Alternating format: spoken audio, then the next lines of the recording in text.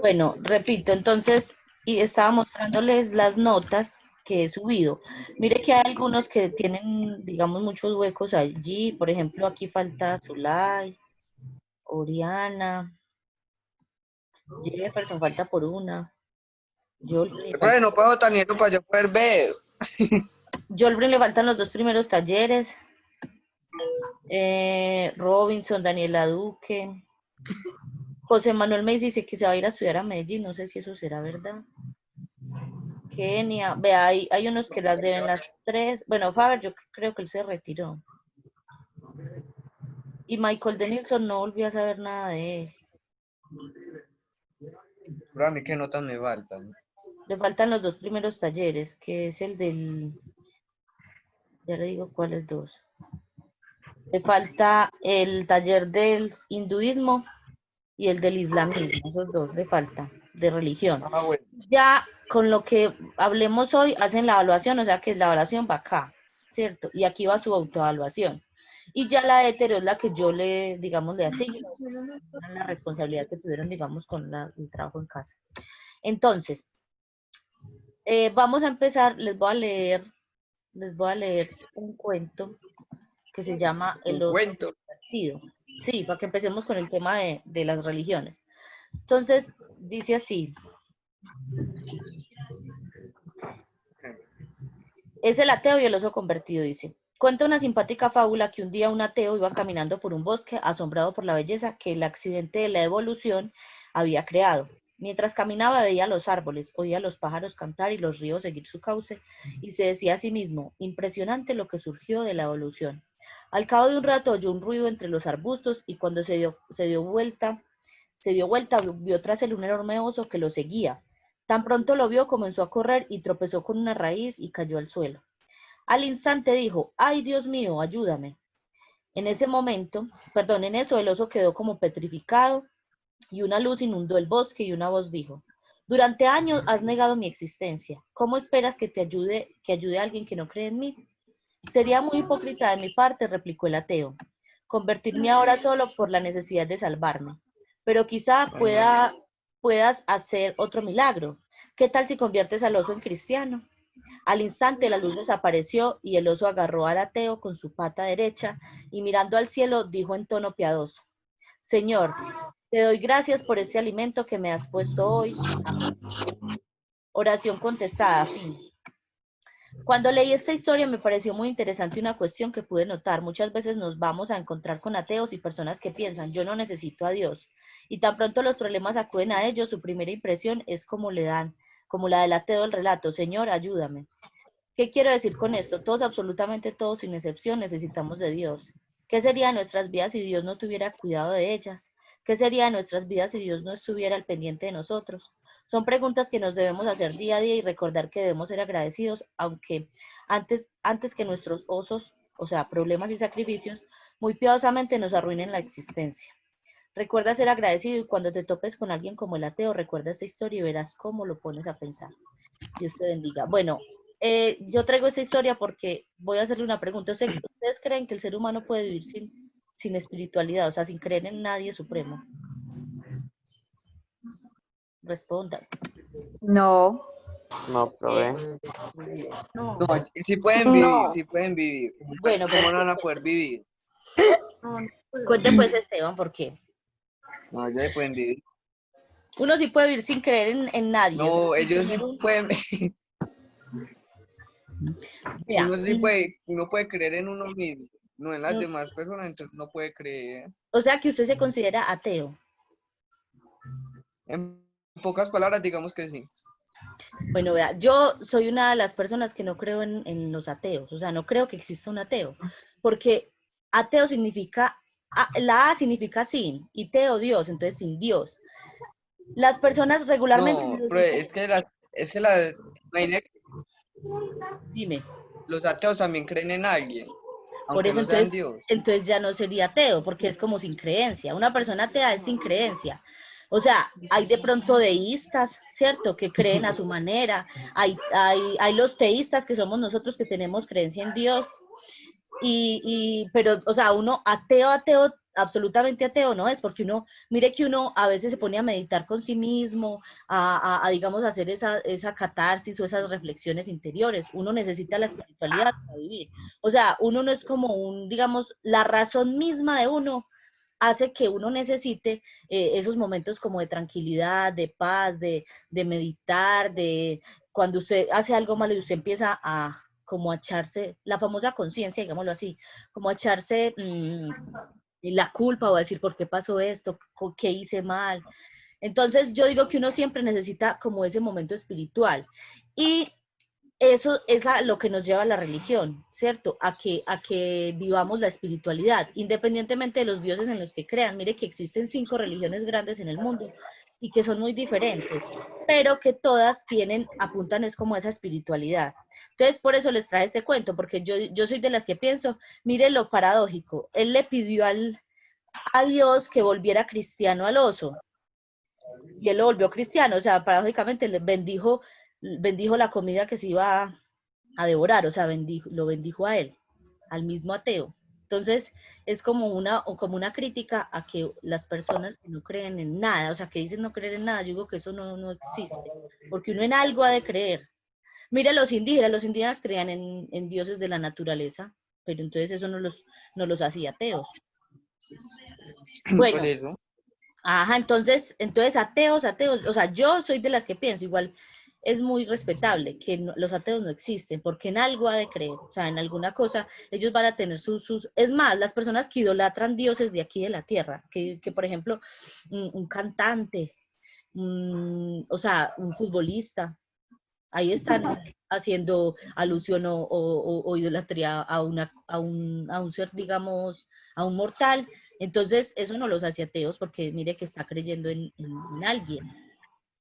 Por ejemplo, esos que tienen tanta fanaticada es que por un equipo de fútbol, o sea, endiosan esos equipos de fútbol, tienen su forma de creencia y lloran y se emborrachan y hacen pataletas cuando pierden y que no sé qué. Es una forma de creencia. Bueno, entonces la evaluación va a estar dotada de estas, ven las religiones ahí, ven el cuadrito. Sí. Listo, bueno. Entonces, la evaluación se va a basar en esas cinco religiones: hinduismo, budismo, judaísmo, cristianismo e islamismo, ¿cierto? Entonces vamos a trabajar aspectos así por encima de cada una, vean. Entonces, este cuadro resume muy bien todas las 5 religiones, ¿cierto? Entonces, la ¿Cuál religión... cuadro? Ahí se el cuento. Yo no veo ningún cuadro. Bueno, espera, yo dejo de compartir y comparto lo otro.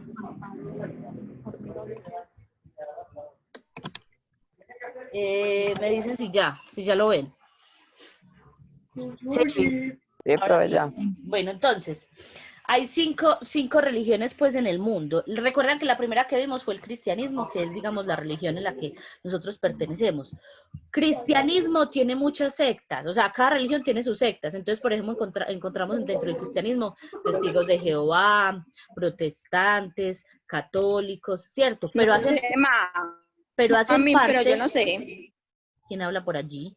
Pero hacen parte de esa religión que es el cristianismo. O sea, en general Juliana levantó la mano. Juliana, ¿vas a decir algo? El profe siga. Bueno, entonces, el símbolo del cristianismo es una cruz, ¿cierto? Que significa que de hecho con la cruz se celebra la Semana Santa y todo eso, ¿cierto? Ese es el símbolo. Se le conoce como religión monoteísta. Ojo, en la evaluación preguntan por qué es politeísta y qué es monoteísta. Entonces, monoteísta es que cree en un dios y politeísta es que cree en varios dioses. Entonces, el cristianismo hace parte de esa religión monoteísta, ¿cierto? Que solamente creemos en Jesucristo. Entonces, ¿quién fue el fundador de la religión? Se dice que el fundador fue Jesús de Nazaret y que Pedro fue su primer sucesor, ¿cierto? Hablan de la época en la que se fundó, Supuestamente la historia se divide en dos, antes de la llegada de Cristo y después de la llegada de Cristo. Por eso uno encuentra en los libros de historia, por ejemplo, cuando hablan de alguna literatura muy vieja, decían que, por ejemplo, de Homero, la biografía, 200 años antes de Cristo, o sea, que nació antes de... Entonces ya cuando llegó Jesucristo empezó a contarse el año 1, 2, 3 y ahora estamos pues en el 2020 después de Cristo. Entonces se dice que el cristianismo dividió la historia en dos. Bueno, el Dios en el que creen ya sabemos que es Jesucristo. Su libro de fe es la Biblia, que se divide en Antiguo y el Nuevo Testamento. Dentro de sus características conocemos que nosotros tenemos una autoridad o un papado, ¿cierto? Que reconocemos la autoridad del Papa, que practican la ley del amor por medio de los 10 mandamientos. ¿Quién me recuerda algún mandamiento por ahí? Pecar. Pecar. ¿Ve? No, pecar. Un mandamiento, un mandamiento. Un mandamiento. Me da pena. No, ay, no, pero yo no sé. Amar a Dios sobre todas las cosas. Eso. Honrar padre y madre. Ajá, No robar. no robar. Santificar la fiesta. No matar. Eso. Es Es que no pecar.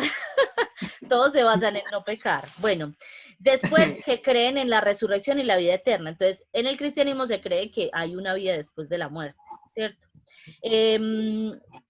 Hay 7 sacramentos. Los 7 sacramentos son bautizo, confirmación, matrimonio, bueno, etcétera. Son 7. 7 sacramentos que se deben, digamos, hacer. El día central de celebración es el domingo y creen que María es la madre de Jesús. Entonces también tienen cierta veneración por ella. Esa es como básicamente las características del cristianismo, que fue la primera religión que trabajamos. Después, la segunda religión que trabajamos, ¿cuál fue? Santiago, de pronto se acuerda.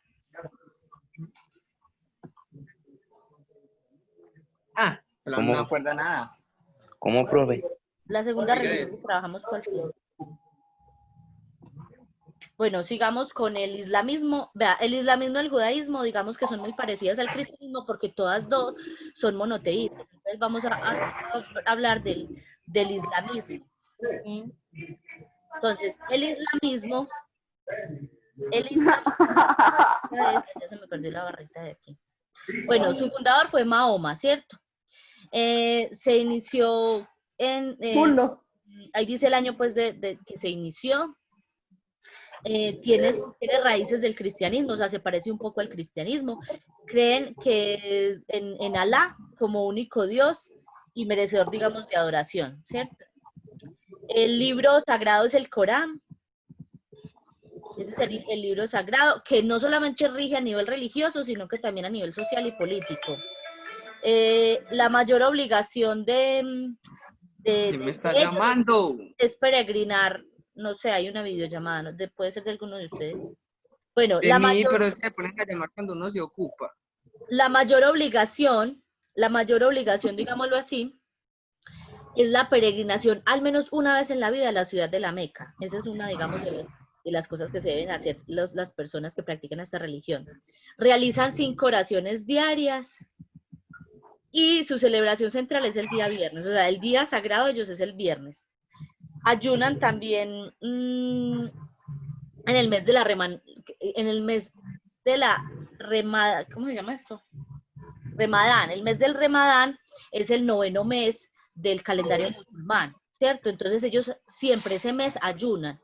Digamos que cambian sus hábitos alimenticios y tratan de ayunar todo ese mes.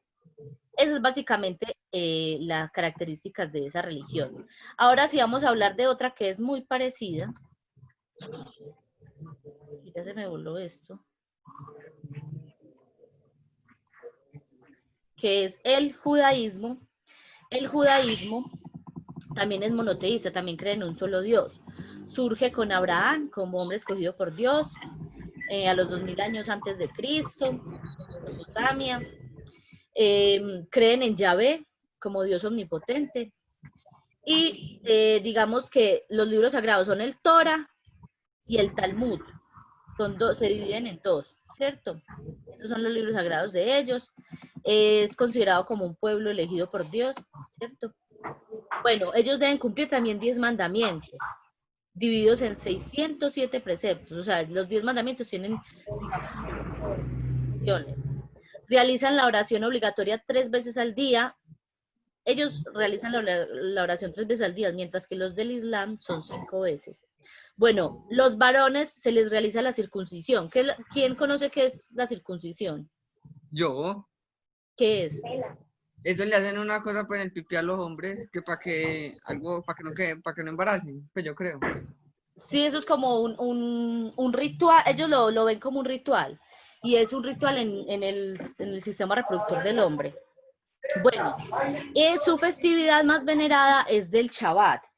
Resulta que el Shabbat es un baño que ellos hacen y un aseo a la casa todos los días viernes, porque es el día de descanso de ellos. Ojo, para el Islam el día sagrado de celebración es el viernes, pero para ellos, para estos es digamos, el día de descanso. Entonces ellos dicen que tienen que hacer un ritual del Shabbat. ¿Qué hacen? Arreglan toda la casa, le hacen un aseo a la casa, se hacen un aseo personal y hacen como un ritual de limpieza. Y eso se le llama la veneración del Shabbat. Listo. Bueno, ahora las últimas dos religiones, hay una que se considera no teísta. ¿Por qué no teísta? Porque el Dios no es o sea, es un mortal. El que es Buda, el Dios en que creen es un mortal. Entonces, por eso... no teísta. Bueno, entonces, el budismo, ¿cierto? Surgió, digamos, en los años 5 antes de Cristo, en la India, se extendió a Asia, a China, a Japón, a Europa. Dicen que no se cree en ningún dios, pero que tienen, digamos, una adoración por el Buda. El libro de fe son unos cánones, ¿cierto? Pero digamos no se considera también como libro de fe, sino como unos preceptos ahí, unos cánones chinos. Bueno, creen que que la vida se da, digamos, mediante la reencarnación. Entonces, ustedes han oído hablar de la reencarnación, que supuestamente uno fue otro ser en otro tiempo. Por ejemplo, uno fue una vaca antes y ahora ya es un ser humano. O que uno va a pasar a ser otro tipo de reencarnación, en reencarnar de pronto en una abeja o yo qué sé. Entonces, ellos creen que la vida se da por medio de la reencarnación. O sea, que uno va reencarnando varias veces. Bueno, practica la ley del karma. Yo les quiero explicar acá la diferencia entre karma y dharma. Que el dharma está en esta última religión. Entonces, vea, el karma es cuando usted tiene o sea, cuando la vida le repercute, pero a futuro. Usted, por ejemplo, hizo algo malo hoy y en unos 10 años empieza a sufrir las consecuencias de esa maldad que hizo. Entonces ya usted empieza a decir, uno hace algo malo y entre 10 años lo cobra. Eso. Entonces el karma es que se cobra en el futuro. Ese es el karma. No, pero no siempre se a los 10 años. Hay veces que se le cobra, no, por ejemplo. Eso, o sea, también estamos haciendo un ejemplo. Ajá, estamos haciendo un ejemplo que a los 10 años, o sea, no quiere decir que en 10 años ya va a cobrar, no, puede que sea mañana, pero es en el futuro. No es en el instante que usted practica el pecado que se le va a cobrar eso, sino después. Entonces, eso es el karma, es una relación de causa-efecto, o sea, a una causa yo tengo una consecuencia. Mientras que el dharma que me aparece acá, dharma que me aparece en esta religión, en la primera, el dharma es que nosotros tenemos unos poderes de vida en el presente. Entonces, todo lo que se hace en el presente se vive y se cumple en el presente. O sea, es, digamos, lo contrario al karma. Entonces, como Charlie Flow. Hola. ¿Quién habla por allá? Bueno, el dharma sí es el deber de vida, digamos, en el presente. Entonces, todo lo que uno hace en el mismo presente se le visualiza, digámoslo así, o sea, karma es de presente dharma de presente y karma de futuro. Bueno, la doctrina está basada en las 4 verdades: sufrimiento, deseo, liberación y nirvana. Nirvana, para los budistas, era como un ritual que ellos denominaban así, como un ritual de liberación, donde se desataban de todo el sufrimiento. Entonces hacían como una especie de ritual o de meditación, de iluminación, donde ellos se liberaban o como que se soltaban de todo lo que estaban sufriendo en el momento. Entonces dicen que en esas 4 cosas se basa la vida de una persona budista. Bueno, y la última religión, que esta sí es politeísta, es el hinduismo. ¿Cómo así que politeísta? Recuerdan que ahí hablaban de dioses que Vishnu, Brahma, que eran unos dioses con unos nombres todos raros. Entonces el politeísta cree en 3 dioses, ¿cierto? Que son Brahma, Vishnu y Shiva. Que de hecho ahí en el texto del taller les decían que que se imaginaran esos dioses y yo les pedí que dibujaran uno de ellos. Entonces eran dioses así como si fueran con mutaciones, que con 2 cabezas o que con tantas extremidades. Bueno, fundada, digamos que surgió en el año 2500 antes de Cristo en la India. Está expandida en el Oriente y en el Medio Oriente. Su libro sagrado, digamos que es el libro de los Vedas, un libro como sagrado. Bueno, aquí practican la ley del Dharma, ¿cierto? Diferente a la del karma que la practica la otra religión, o sea, diferente a la del budismo. Practican la ley del Dharma, se practica constante, o sea, ellos son de mucha meditación, de mucha yoga. Ay, se me va a acabar el tiempo. De mucha yoga, practican mucha yoga y meditación. Y la sociedad está basada en un sistema de castas. Ese sistema de castas es como lo que nosotros llamamos aquí estratos socioeconómicos. O sea, que hay como una diferencia de clases sociales. Eso es el sistema de castas que llaman allá. Entonces allá no, nadie, o sea, si usted es rico, siempre va a ser rico, es muy rígida. Y los pobres, o sea, como que nunca se va a ver una unidad en relación a las clases sociales, no va a haber una igualdad, sino que siempre va a ser... ¿Dónde? Con la religión hinduista. O sea, siempre va a haber una diferencia social, lo mismo que pasa en todo, pues en toda parte. Nosotros también tenemos muchas diferencias sociales, unos más ricos que otros. Entonces, a esas clases sociales se les llamó, aquí se les llama clases sociales, ellos las llaman sistema de castas, a la clasificación o estratos sociales. Bueno, básicamente eso es lo que tienen que entender como del tema. Yo les digo, este cuadro es el pastelito para hacer la evaluación. Este es el cuadro, porque la mayoría o todas las preguntas prácticamente aparece en el cuadrito. ¿El cuadrito dónde está? Yo se los mandé con la guía número 4. O sea, en la guía está el cuadro y está el enlace para la evaluación. Entonces, ahí digamos que pueden mirar cómo resolver las preguntas y darle una leidita. Bueno, voy a mostrarles las personas que han calificado, digamos que han hecho la evaluación, cómo les aparece. Creo que está acá.